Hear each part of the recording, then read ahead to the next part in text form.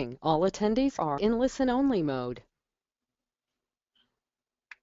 Good afternoon, everyone, and thank you so much for joining us today. I am Michael Barham, EPIP's Membership and Operations Manager, and your host for this afternoon session, our third EPIP webinar of 2015, Police Accountability and Racial Justice, Sustaining a Movement. The tragedies of Eric Garner, Mike Brown, John Crawford, Jesse Hernandez, and others have ignited a national movement around police reform and racial justice. We're joined today by Ju Hyun Kang, Jose Lopez, and Monifa Bandelli, three leaders and organizers who've been harnessing the energy surrounding these movements with the goal of impacting policy and building enduring, sustainable change in these areas. These three are, trust me, they are extremely busy, and were gracious enough to take the time to join us today and share their expertise, and we're certainly very, very grateful. There's a whole lot to get to and a lot to learn from them today, so I'm gonna talk through a few items of housekeeping and introduce our panelists in more detail shortly. But before I do, just want to familiarize those of you who don't know much about EPIP with who we are and what we do. We are a national network of foundation professionals, social entrepreneurs, and other change makers who strive for excellence in the practice of philanthropy. And that's really a philanthropy with both a big and a small piece. So whether you work within institutional philanthropy, on the periphery for a nonprofit doing this kind of work, or just practice philanthropy in your personal life, we're a place for you. So what do? We provide a platform for our community to connect with others, both locally through our 12 local chapters and nationally through our national conference and webinars just like this one, and also a platform for our community to learn and practice leadership skills and inspire each other by sharing their voice and becoming thought leaders in the sector. So what's next for EPIP? Well, first and foremost, our national conference is taking place in New Orleans in May, from May 12th to 14th. If you have not been to an EPIP conference, this is certainly one to get to. The call for sessions is open. We've outlined 3 tracks, including place-based funding with an eye on the South. Also, we're going to focus on movement building and the intersection of arts, culture, and social justice. The deadline for submissions for that is this Friday, February 20th, so submit now before it's too late. It's a great time, and we've already had a bunch of great submissions come in. Early bird registration also open and expires in early March, so it's a great time to register. Beyond that, we have a next webinar coming up 2 weeks from today, Feminine Norms in STEM, Improving STEM Outcomes by Addressing Feminine Norms in Young Girls of Color. We'll be joined by Ricky Wilchins, the Executive Director of True Child. If you're not familiar with Ricky and True Child, they do fantastic work around gender norms and inequities and how those factors relate to improving life outcomes for at-risk communities. Ricky's also a whole lot of fun and a wonderful presenter, so I highly recommend you joining us in 2 weeks for that. And lastly, MC Malls, our 7-month applied learning campaign. We're focusing on a new skill each month, this month's being strategic and analytical skills. So join the conversation on Twitter with the hashtag EPIPLeaders, and follow us at EPIP National. And as always, visit epip.org/events. A lot going on locally, a lot going on nationally, just like this in our conference, so you can learn more about that there. As you've seen, we have a ton going on and a lot in store for 2015. Hopefully this webinar kind of whets your appetite for some of our upcoming programs and events. There are a ton of ways to get involved. This is certainly a great time to get started. So if you're interested in becoming an EPIP member and you aren't involved already, reach out to me, Michael at epip.org, or feel free to visit our website. Okie doke. About to get started, but before we do, just a quick rundown of the agenda for today and some items for housekeeping. So our panelists are going to talk through kind of the historical context for these movements, the current context, how the two are kind of related, and then we'll have the chance to learn more about their work and how we can apply some of what they've learned to our work. That will be followed by a moderated Q&A with a few of our New York chapter leaders, and we will end with questions from you all. So as you all can see, you're on mute for the time being. Oops, sorry about that. So feel free to use the question box for technical difficulties and any content questions. We'll be monitoring that throughout, and when we open it up to the audience for questions with about 10 minutes to go, we'll treat that first come, first serve. We are also recording this webinar, so in about a week that'll be posted along with slides and some additional resources. We'll send an email out, but you can visit our website to view that. And as always, we're trying to improve our programs. Please complete the post-webinar survey. Okay, we're going to get started with our panelists. I mentioned their names already, but would like to tell you a little bit more about who they are. Monifa Bandelli is going to start us off. She's a senior campaign director for MomsRising.org and also on the leadership team with Malcolm X Grassroots Movement, and she's on the steering committee for Communities United for Police Reform. For 15 years, Malcolm X Grassroots Movement has recruited, trained, and developed Cop Watch patrols, helped launch 2 successful legal cases against police misconduct, Daniels versus New York City and Floyd versus New York City, conducted Know Your Rights workshops for thousands of community members, and worked to pass landmark police reform, sorry about that, folks, legislation in New York City, Community Safety Act 2013. Jose Lopez is the lead organizer at Make the Road New York, a Brooklyn-based nonprofit community organization focused on civil rights, education reform, and combating poverty. Mr. Lopez began his career in 2000 as youth organizer with Make the Road by Walking. Since 2011, Mr. Lopez has represented Make the Road New York on the steering committee of Communities United for Police Reform, which is a New York City organization advocating for law enforcement reform, and is currently a member of the President's Task Force on 21st Century Policing. From 2001 to 2004, Mr. Lopez was an active contributor to the Radio Rookies Project, an initiative of New York Public Radio. He received a BA from Hofstra University. And lastly, Chu Hyun Kang is the Director of Communities United for Police Reform. Obviously, we'll learn a lot more about them, but it's a New York City campaign bringing together dozens of organizations to end discriminatory and abusive policing practices in New York. So that's a lot about them. Without further ado, folks, what I'm going to do is toss this over to Monifa, and I'm also, Ju Hyun, going to share the presenter abilities with you, so you should be able to share your screen momentarily. And Monifa, we can't hear you yet. Okay, I'm here. Hi, Monifa. Thanks for joining us. Hi, thanks so much for having me, and hopefully people can now see the screen that we're using.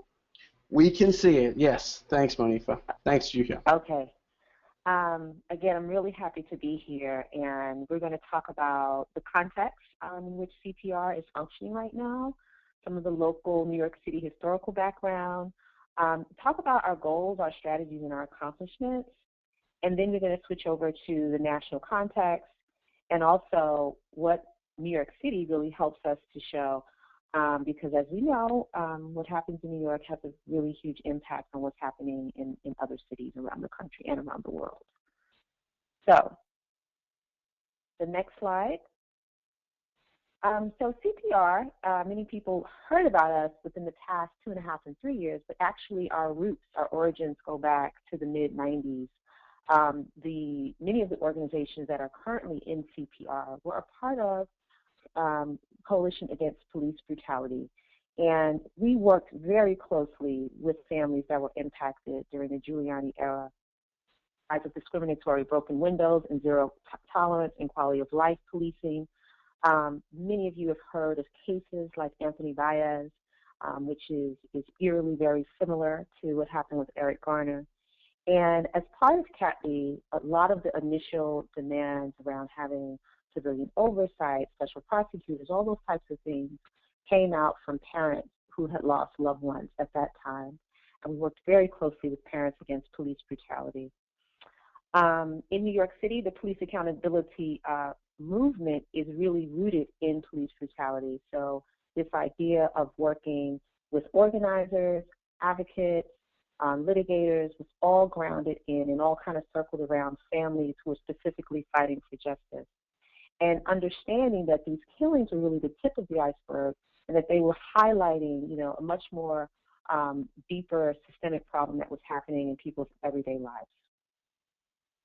Which brings us to stop and frisk. We really looked deeply at stop and frisk coming through in the late 90s when we were working around the case of Amadou Diallo. There was a unit at that time called the Street Crimes Unit, and it had a lot of focus, really hyper-aggressive enforcement of all kinds of low-level offenses, what we call broken windows policing. And we saw that those things resulted in these heinous acts like Amadou Diallo being shot 41 times, but also there was a widespread impact of people who were constantly being stopped and having their violations, their rights violated. Back in the early 2000s, coming out of the Amadou Diallo case, some of the litigation that we worked on was successful, and we were able to begin to collect data.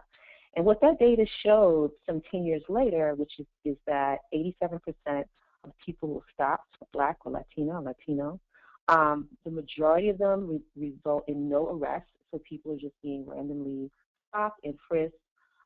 This theory that was put out, stop and frisk, was somehow a means to getting guns off the street and to have a safer environment. We also found flawed because less than 2% of the stops resulted in any weapons. And the stat that we really pushed out in 2011 was that nearly 700,000 stops were happening in New York City. And that of the young Black men that were stopped, more young Black men were stopped than young Black men who live in New York City. So this idea that people were being stopped over and over and over and over again wasn't just anecdotal, but here now we have the facts to back it up. Next slide. And the need for coordination to look at data, to look at the organizing, the litigation, and work all of that together really became how CPR was moving in this space. Through coordinating across strategies and action, we were able to bring together people who were doing cop watches on the street, getting those stories, people who were collecting data, matching up those data with the stories, people who were doing litigation, bringing individuals who would fit into, being people who could file complaints together, to people who are working on legislation. So coordinating across sectors was a key strategy of our organization, continues to be. And we bring in leadership from all of the differently affected communities. So it isn't just people coming from the African American community, coming from the Latino community. We know that it's important to talk about the unique way that Asian communities are experiencing discriminatory policing, that Muslim communities are experiencing discriminatory policing, and also LGBT communities. We were very intentional on working with homeless organizations and just making sure that all of those groups have equal leadership representation in the coalition. And then we leverage whatever political context is going on to push these issues through together. For example, citywide elections and even city council elections. Next slide. So our overall purpose, we want justice, as we say all the time. But specifically, we want to end discriminatory and abusive policing in New York City, which includes, decreasing stop and frisk abuses, which we've done, but also bringing it into broken window style policing.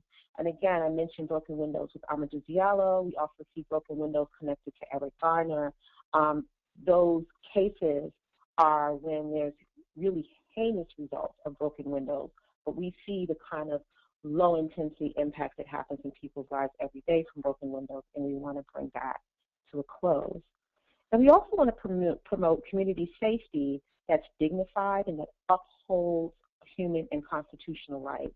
We really reject the notion that the only way that communities can be safe is if people's rights are violated. We're hoping that by 2018, We decreased discriminatory and abusive police encounters. So everything from the deaths that we've been seeing to the numbers of violations that people are experiencing day to day. We also, more importantly, want to build the capacity of affected communities so that whatever changes are put in place, we can maintain and sustain those changes. And we also want to build public and political will to enact sustained change. So we want to bring the voices of people from our communities here all the way to the national stage. Our accomplishments since 2011 include that we've definitely helped to change the public discourse. Stop-and-frisk became a key aspect in the mayoral election here in New York City. There has been a documented decrease in stops, even though we always want people to know that stop-and-frisk is not over. There's still many problems there, which we can talk about later. A culture change is important to us, that community safety looks like something that feels good, but dignified, that respects people and honors their rights. We also want to secure initial policy reform victories. We passed the Community Safety Act, which was mentioned in our bio, but we want to make sure those things are implemented properly. There's a new Inspector General here in New York City, and we're really working to make sure that that pans out in the way that the people who wanted it does. We're building community-based leadership and infrastructure. Again, CPR is going to play a role moving forward in implementation of all the new policies, and coordinating a multi-sector strategy so that it's really not just, you know, lawyers and lobbyists and people who are grass tops at the table, but that all kinds of folks are trained to and able to participate in the decision making on what happens in their communities. And now I'm going to turn it over to Jose to talk about the national context. Great, thanks so much. Can folks hear me? We've got you, Yes, Jose. we can hear you, Jose. Awesome. So I want to spend a little bit of time talking about the current national context. I feel like there's so much to talk about, but you know, obviously 2014 was a hard year for us, I think, across the country, and this issue of police accountability and police violence is something that many of us on this call have worked on for a really long time. But there was something about last year, right? When we think about, you know, the deaths of Michael Brown, the deaths of Eric Garner, John Crawford, and you know, Akai Gurley, and all folks who have been killed at the hands of law enforcement in 2014 and 2015. I think there was something that really drove what we saw happen in terms of the national climate. And you know, I think the place in which in 2014, the place in which we saw a lot of that initial activity was in Ferguson, the week of the murder of Michael Brown. And so on that week, the week of August 9th, there were, you know, black young people and black youth in Ferguson who decided to take and hold the streets.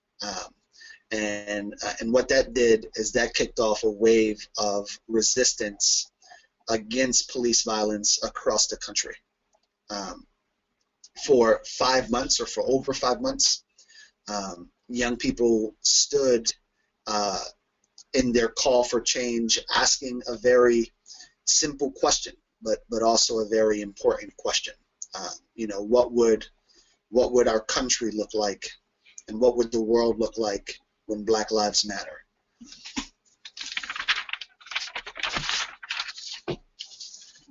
What happened in Ferguson, we saw happen in other cities and states as well.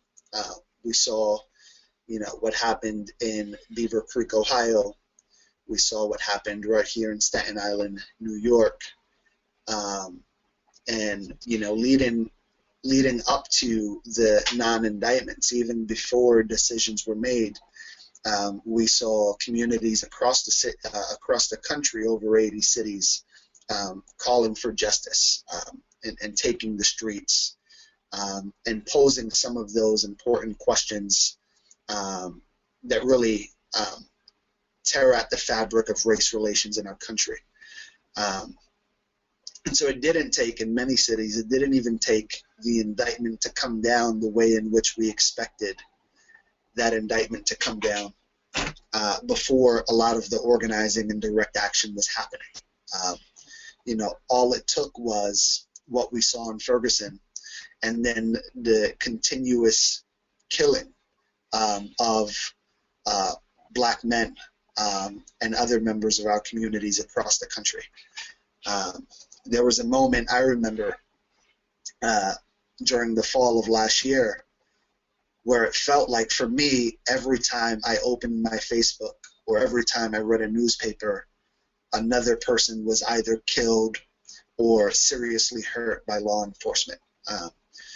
And in fact, what we saw through the Malcolm X grassroots movement report is that is in fact the case, that every 28 hours a black person in this country is killed by a law enforcement official.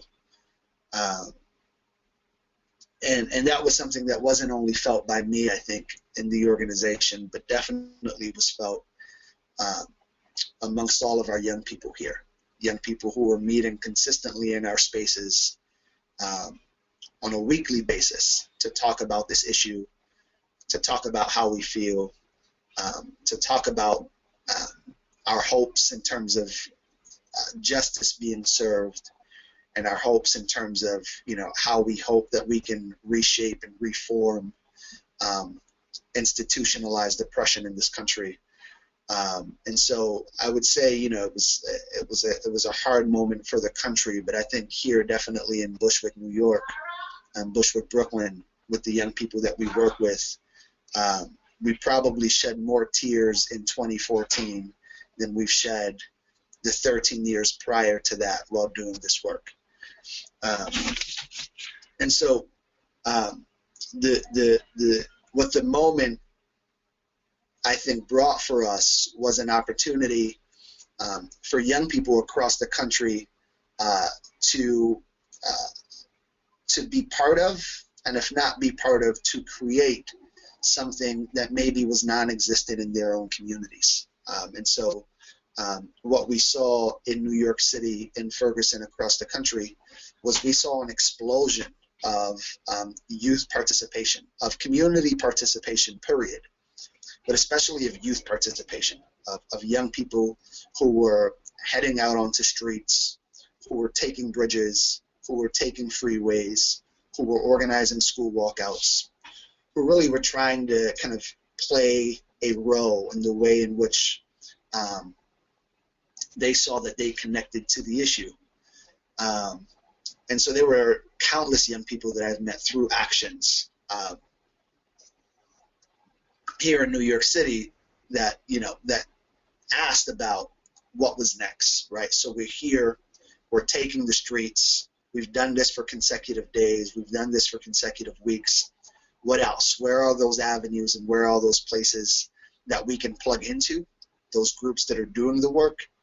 But what we saw in other parts of the country and here in New York as well was that when there wasn't that space, or when there wasn't a space for some that felt like the appropriate space to plug into, folks created their own spaces. And we saw an explosion, especially in Ferguson, of new youth groups and organizations spur from this moment of police violence last year. And so, you know, I've had the opportunity to meet with a lot of the young folk who have, you know, who have taken a hashtag or this issue in their own communities and have created organizations that prior to August 2014 didn't exist. And so through those vehicles, whether existing orgs or new orgs, folks were able to identify their police accountability demands. And we see some on at the national level through different organizations and coalitions. So if you look at the Ferguson Action website, which I believe is FergusonAction.com. You'll be able to see some of those national demands here in New York City in response to the Eric Garner verdict or non-indictment. We created thisstopstoday.org, and we created 11 demands for the 11 times that Eric Garner said that he couldn't breathe when he was being choked by Officer Pantaleo. And what you see is that demands, whether local or national, demands are very similar. And there are three things, or more than three things, but really three buckets that people want to see in terms of calling for these demands. Number one is accountability for police when they use excessive force and when they kill our people. There is a sign on the Ferguson Action website that reads, "All we wanted was simple justice. Darren Wilson killed Mike Brown." And so under that accountability piece, there's that question as to whether or not we would have gotten to where we are today at the national level in terms of this national conversation if the system actually prosecuted officers who we all know were in the wrong. The second demand is a demand around ending discriminatory and abusive police practices. And really, for us at least in New York City, that is an attack on broken windows policing. And this idea in our mind around what would policing look like and how could we improve public safety in our communities if instead of aggressively investing in policing in particular communities and particular pockets in New York City, we aggressively invested in those communities. Not investment in terms of more police officers on every corner, which is just about what we're used to seeing when we talk about investment, but investment in our schools, investment in social and cultural institutions, investment in workers' pockets, ideas like raising the minimum wage. What would all of that look like? And how could we preserve safety of our streets, moving in the direction that in this country we've never moved in, which is stop aggressively targeting low-level crimes and low-level offensives, and instead invest those millions and billions of dollars in institutions that we know, based on evidence, are probably more likely to reduce crime in particular pockets than police officers themselves are able to. And then the third demand is this demand around transparency. This idea that there should be a national central database that is able to tell us how many people were arrested, issued summonses, misdemeanors, how many people had use of force, and that is able to break that all down by demographics beyond just race and gender, right? And what we saw in New York City on the work around Stop-and-frisk is that people are not just being profiled based on race, based on age, based on gender, right? There are a lot of other categories in which people are being profiled, right? Immigration status is an example. Housing status is another. Religion is a third, what we're seeing around the surveillance of Muslim communities. And in fact, what we saw last week is testament to that. Last week, the FBI director said in a national statement that he was embarrassed that he couldn't tell us how many people have been killed by the police last year. And so a lot of the data that is collected or not collected in local municipalities is actually voluntarily disseminated to the FBI and inserted into this national central database. And so if we don't have a mechanism where we are enforcing and requiring that all departments have to record and disseminate data on key issues, that is a problem that we need to address. And so the third point for a lot of groups is that question around transparency. If we move to the next slide, which is I think what we just did, there's the conversation around the connection and what this movement has meant for me beyond even talking about police accountability. Juhian, if you allow me, last week or 2 weeks ago when we were at 32BJ, you used an Audre Lorde quote, which I really liked, which was, you know, there's no such thing as a single issue struggle because we do not live single issue lives.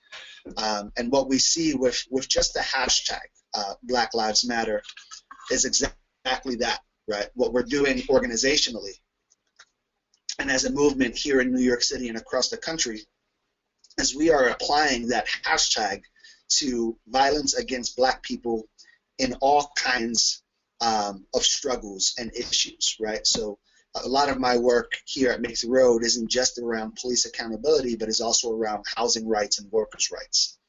And for the first time in a long time, our members and our organizers are talking about that work as violence against Black and brown communities, right? The lack of affordable housing, for the first time in my 15 years here, we're talking about that as violence against Black and brown communities. When landlords are failing to repair or decide that they don't want to repair decrepit conditions in people's apartments, we're calling that violence against our communities.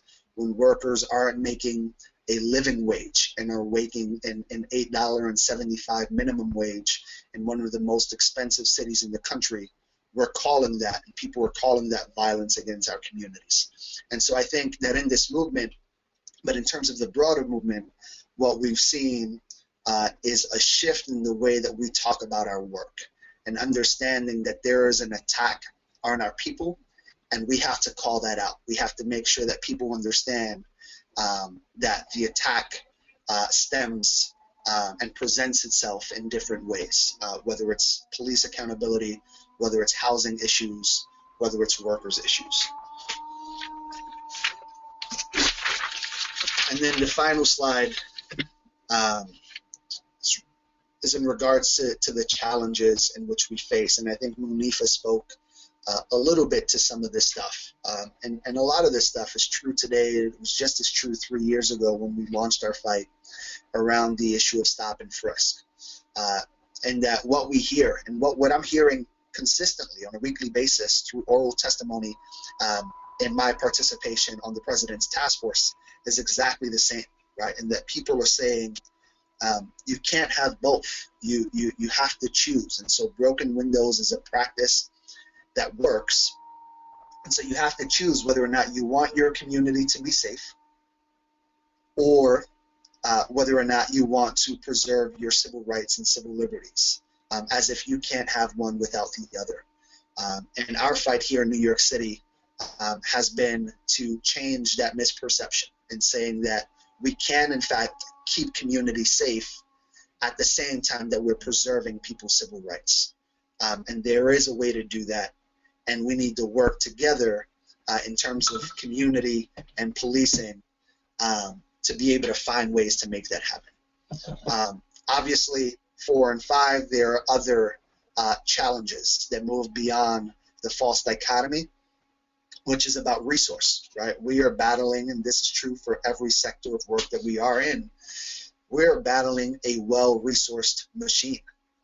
And so when you look at the PBA, for example, in one day being able to pull together over $65,000 to be able to provide legal support for one of their own, that's the kind of opposition we're talking about, not just in terms of politics, but also in terms of finance. And obviously, given our work, we've been able to do a lot, but there are obvious capacity limitations because we have such few fiscal resources to be able to do this work. We've seen some more investment, although still not enough over the last few years. But there have been groups like the Justice Committee, like MXGM, who have been doing this work for well over a decade and well over 2 decades, and were doing it absent of any money. They were just doing it because it was important work to be doing. And so those are just some of the challenges. I'll pass the mic over to Juhian, who I think is going to wrap us up.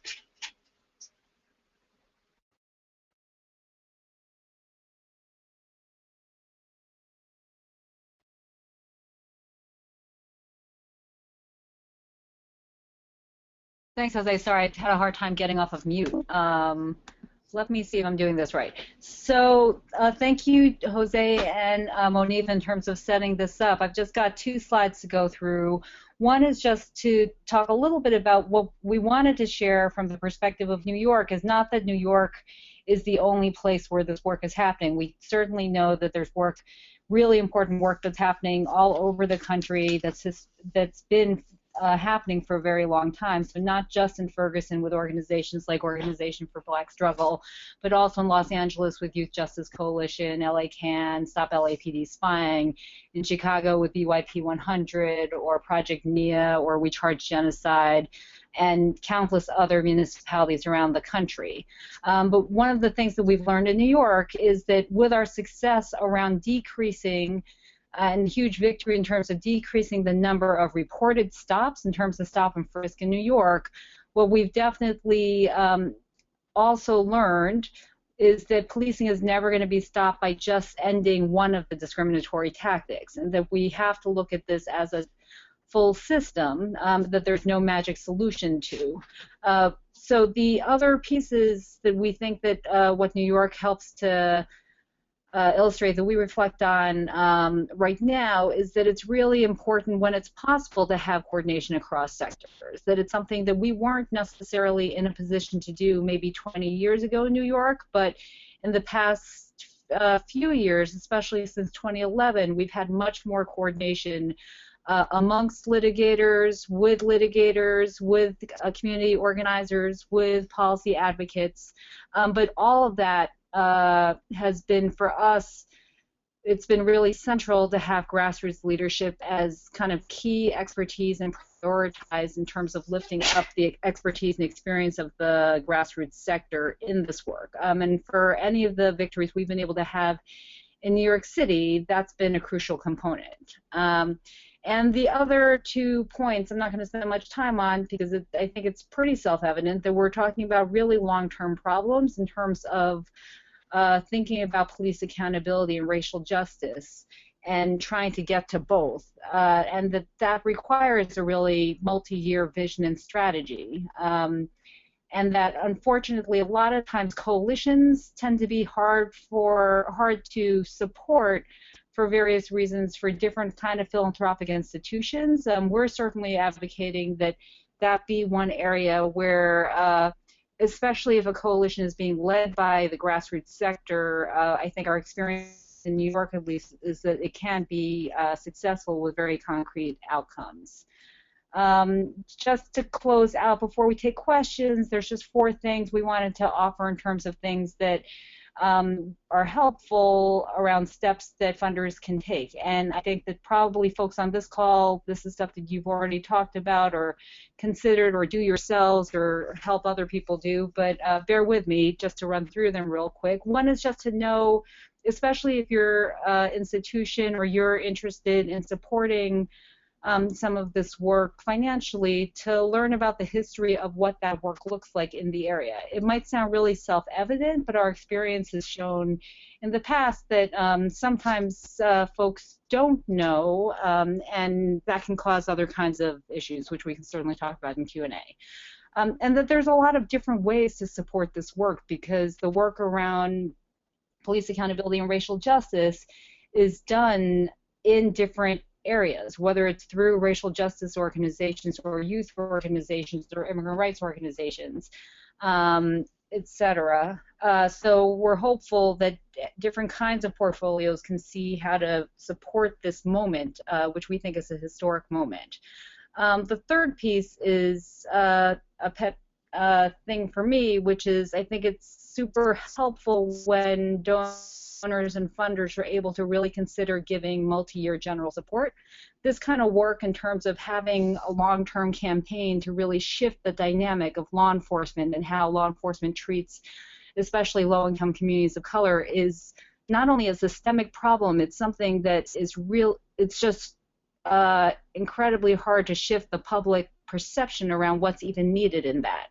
And part of that work requires a level of flexibility and a level of resources, especially to take on institutions like the local police department.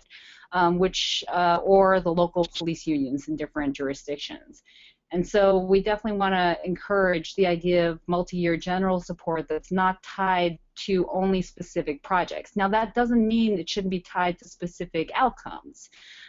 There's ways to think about outcomes and concrete objectives without having it be only project specific. But we did want to offer that.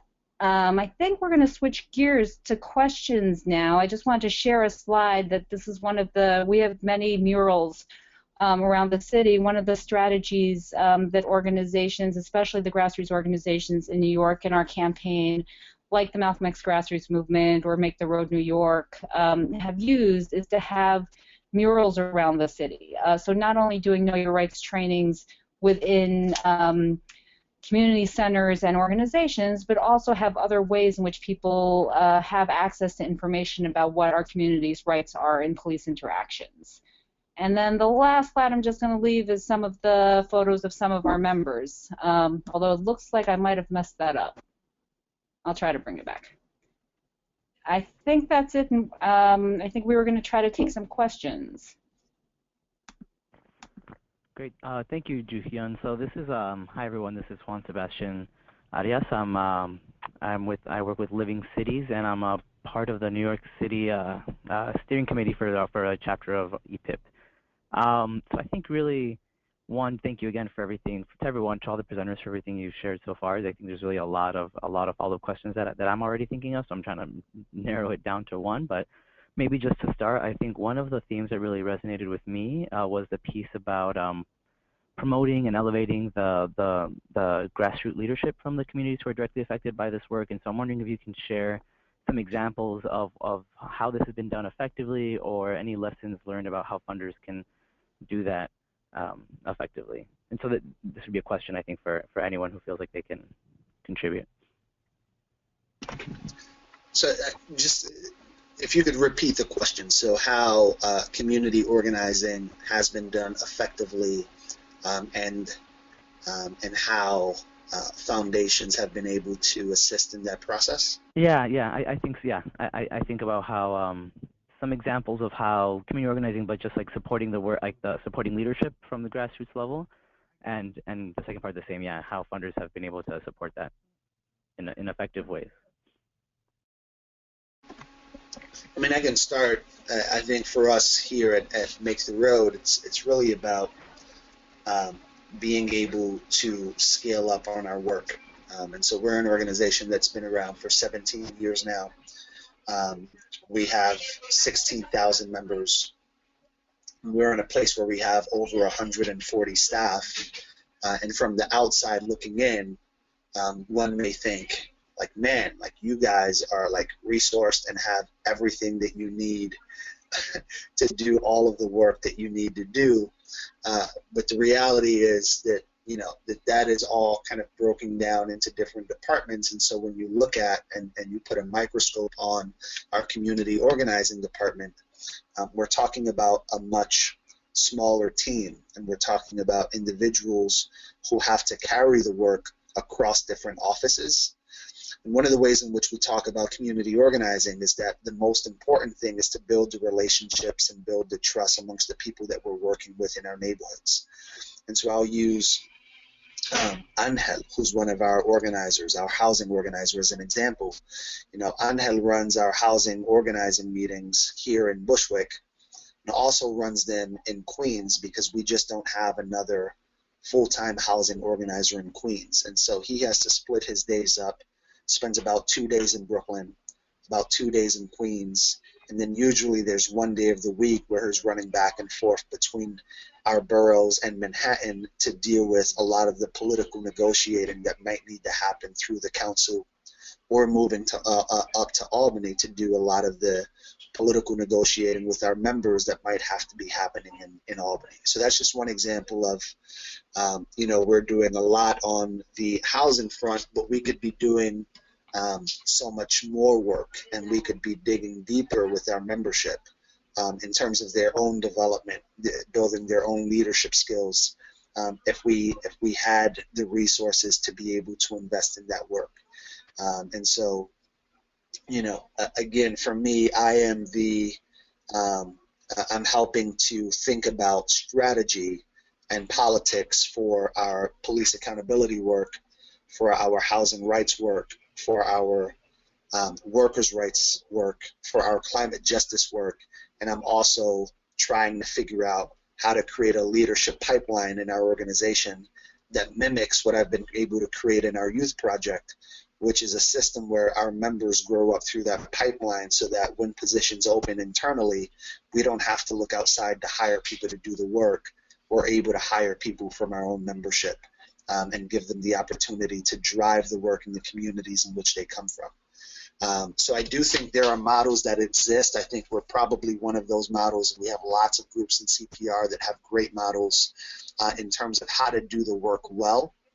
I think the question for us, at least, is how do we continue to sustain ourselves and do as much as we're doing and expand our reach, right? I think we've already talked about this issue of police accountability and how deep-rooted this is in our country's inability to talk about race and other issues. And in order to tug at that fabric, in order to dig deep on some of that work, even within our own communities, we need to be invested in the people that we serve. And we need to make sure that we're building those relationships and spending that time in a room, on the ground, at the doors of those people.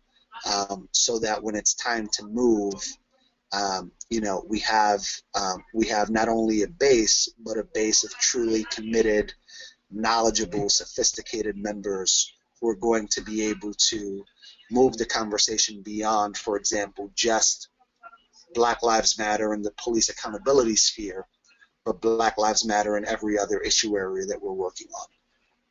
So, you know, I think there's some great organizing happening. I'll stop talking because I feel like I can go on forever.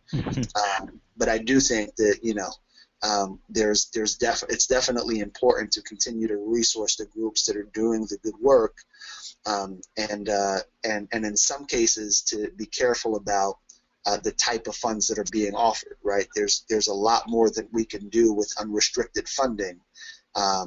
In terms of doing that kind of work that I'm talking about, which is really investing and digging deep on the leadership development of our members, that sometimes is hard to get to if all of the money coming in is restricted.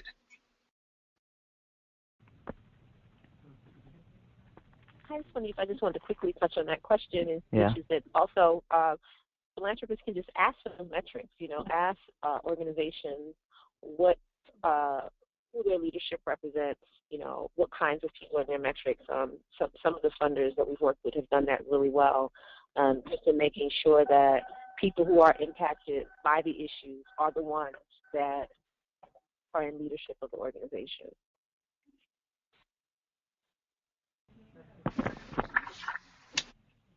Thank you. Thank you. That's really helpful. And just as a reminder, too, I think for everyone who's listening, that you can also ask questions through the Q&A box. I think the other... Or go ahead. Sorry, Juan Sebastian. We've had a few, and thanks for the question. We've had a few audience questions come in. Perfect.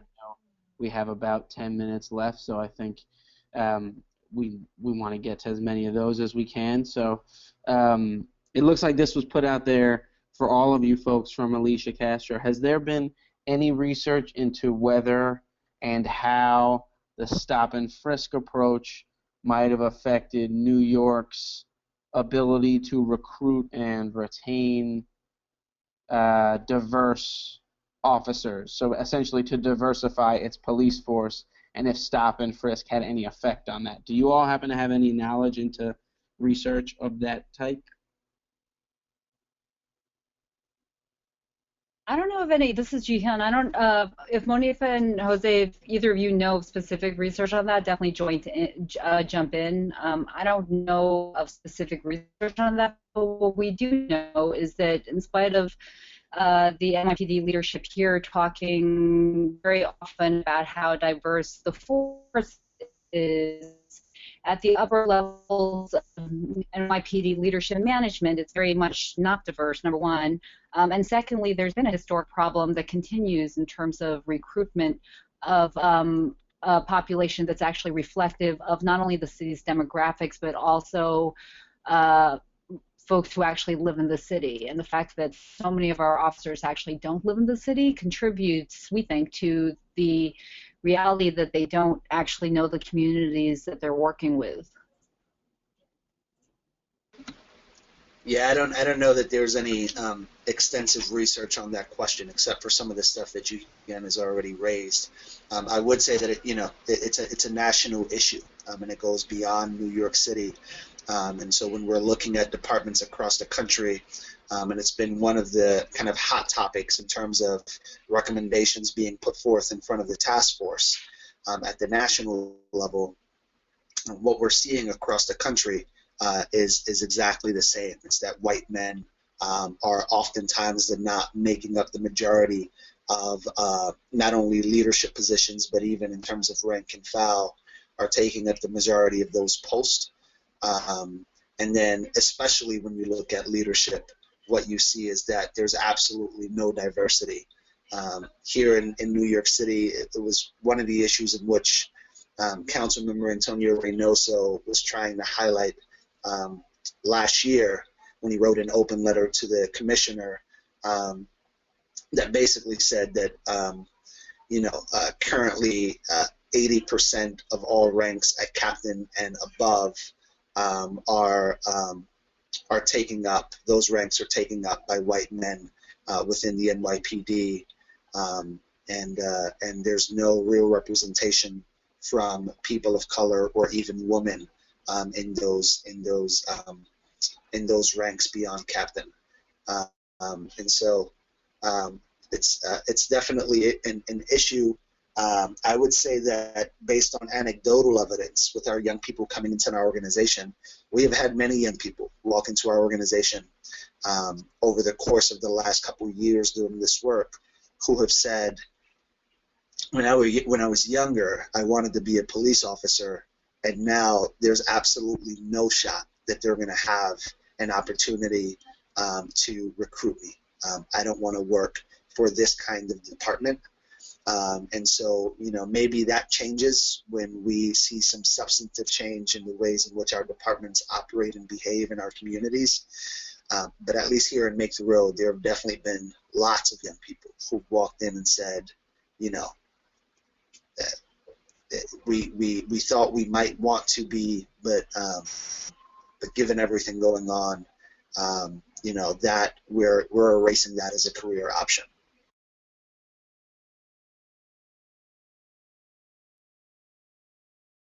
Thanks for that, Jose. I think those are really interesting answers, and obviously the research isn't so specific on that, but there's certainly a lot of anecdotal evidence. And on that, actually, we had another question come in from Irini. Thanks, Irini. For Joo-hyun, can you give more anecdotal info about funders that were unaware of context and organizational history and the results there?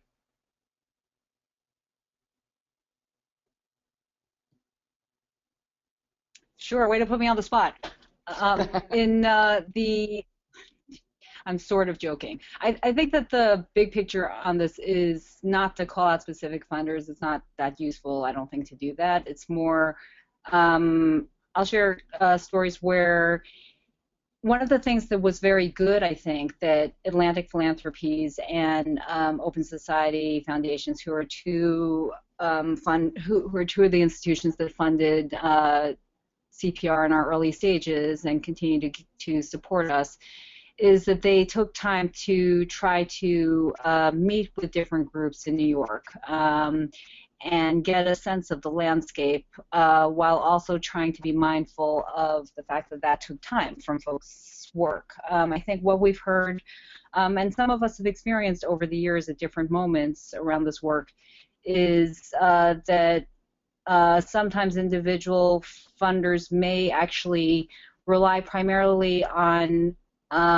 either individual organizations that they might have heard about without a clear sense of context, and those organizations should certainly be funded. We would never argue that anybody should not be supported, but that there's an ecosystem that all of us are part of, and that I think part of what's been really helpful for us in New York is that that ecosystem is part of what we've really tried to talk to donors about supporting, even if they can only support a piece of it, but that we understand that all of our work, whether it's organizations, traditionally organizations that are policy, advocacy, and litigation, will often be the ones who are most supported around some of the criminal justice work, or social service for that matter. And what we've tried to really advocate for is that there's a real need to support the strategy of community organizing and the sector of grassroots, and that I think there are definitely examples in New York and other places where sometimes for various reasons different collections of funders will look only to one of those sectors. It might be because of institutional limitations about what they can support, but there's definitely other ways that funders can support if their grant-making dollars can't go outside of a particular strategy, which could be things including convenings or providing other referrals to organizations. I think I'm going to stop there.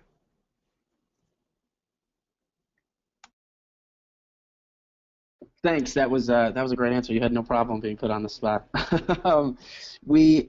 It looks like we might have time for one or two more questions. We had another question come in around CPR's campaign goals for 2018, and I know listed there were building capacity for affected communities, and that the question here came in from Adrene. Can you expand on what it means to build capacity for affected communities, or what you meant by that?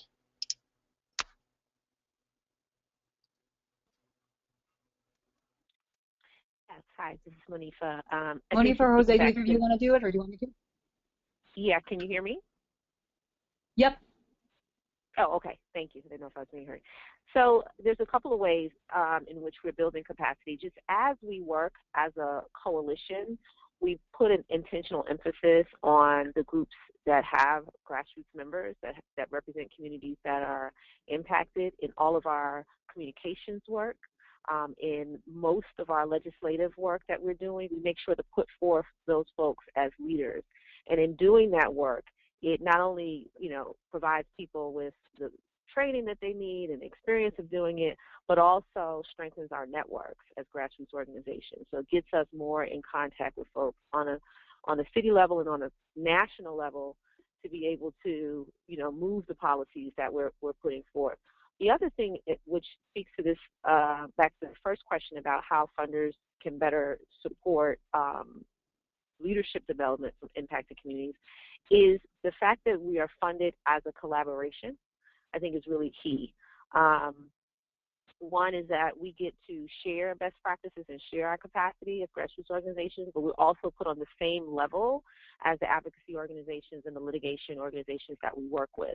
And so it bumps up our bandwidth because we're able to collaborate, and it's intentional. Like, we have to collaborate. The collaboration is how the funding has come through. So I think those two ways are some of the ways that the capacity is increased.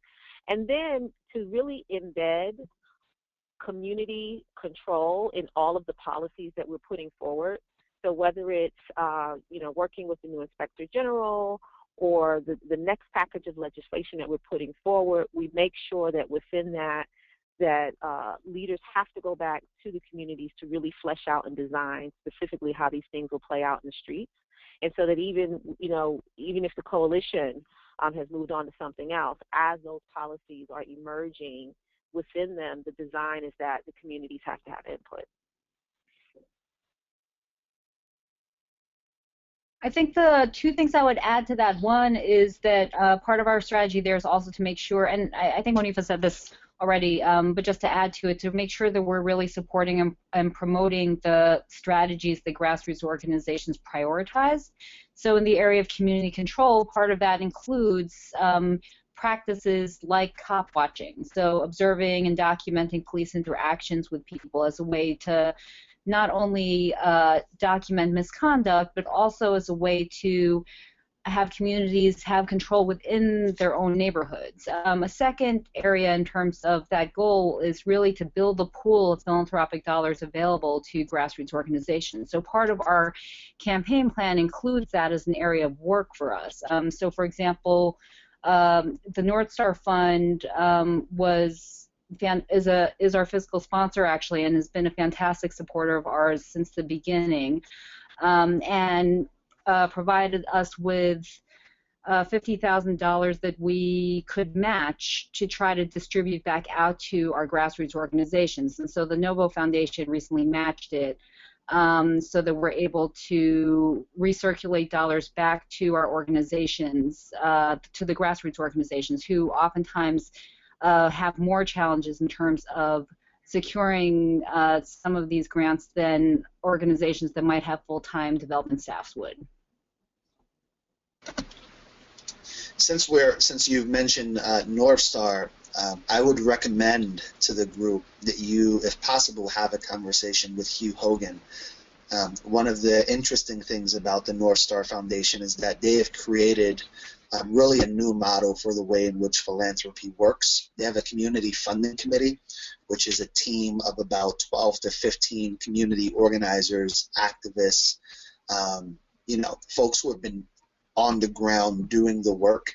And it's the responsibility of that community funding committee to do all of the site visits and the reviews for organizations applying for funding, to go ahead to visit organizations, to dig a little bit deeper on the work that those groups are doing, and then to come back to the table to discuss the entire docket and decide which of those groups should access funding and how much funding they should access.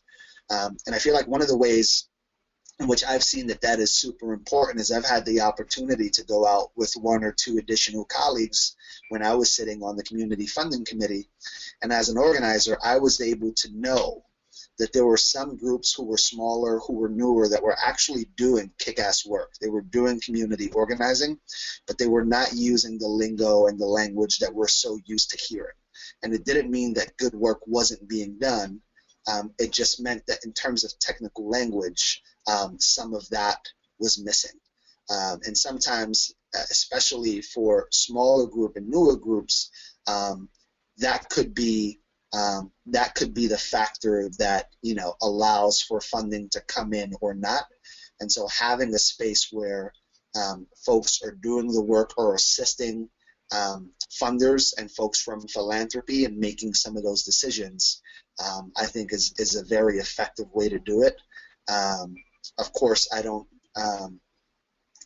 So again, I would just say if you have an opportunity to talk to Hugh about that North Star model, I think it's great.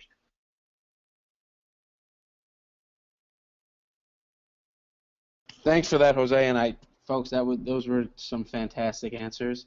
I know we're already at 5 minutes after 4, so I want to be mindful of everyone's time and make sure I know we all have a lot going on in our lives, so make sure you guys have time to get back to that. So there were a bunch of great questions that came in. I'm sorry we weren't able to get to all of them. If you all want to forward me a question, I can pass that along to our panelists. I'd be happy to do so after the webinar. But as it is 5 after 4, unfortunately we have to call it a day. I think we would love to be able to do this all day long. But just want to thank our panelists, Monifa, Jose, Joo-Hyun. This has been a fantastic webinar, really interesting conversation. I think folks would agree it was really wonderful to hear the kind of experience you've all gained from your work on the ground, and obviously there's so much to learn.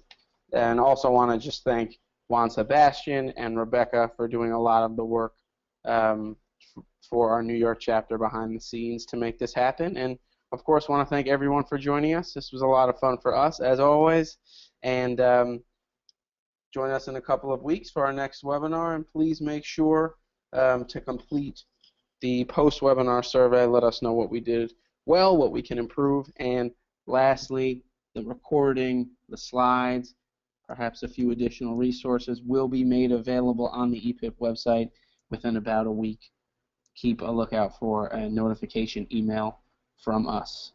So thanks again, everyone.